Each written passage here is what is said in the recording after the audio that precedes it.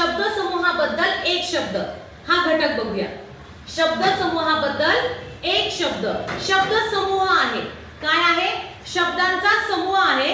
त्या शब्दांच्या समूहाचा आणखीन एक अर्थ निघतो।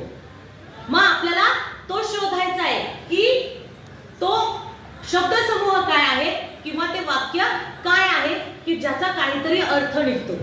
आता इथे तुम्हाला तुमच्या विचारशक्तीला चालना द्यायची आहे। दुसऱ्यावर अवलंबून असलेला, दुसऱ्यांवर अवलंबून आहे, स्वतः तो सर्व काही करतो का? तो दुसऱ्यांवर अवलंबून आहे। मग पर्याय बघायचे। स्वावलंबी, स्वावलंबी म्हणजे स्वतः स्वतःचं काम करणारा, स्वतः जगणारा। परावलंबी, परावलंबी म्हणजे दुसऱ्यांवर अवलंबून असणारा। निर्लज्ज, बेशरम आहे, त्याला काही बोला काही म्हणा त्याला काही फरक पडत नाही। देशसेवक, देशाची सेवा करणारा। मग सांगा बरं दुसऱ्यावर अवलंबून असलेला असा कोण असेल? परावलंबी।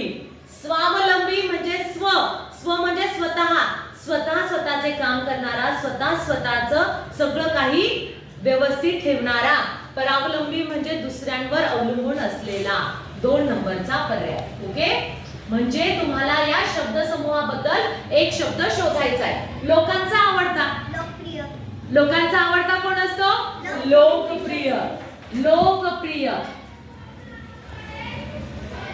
त्याच्यानंतर 2 नद्या एकत्र मिळण्याची जागा, 2 नद्या एकत्र मिळतात। मग उगम, उगम म्हणजे जिथून उगवतो, उगवणारे नाहीये। निगम म्हणजे तिथून मागे जाणार। संगम, 2 नद्यांचा एकत्र मिळण्याचं जे ठिकाण असतं त्याला काय म्हणतात? संगम। 2 नद्या एकत्र मिळण्याची जागा म्हणजे काय? संगम। ठीक आहे।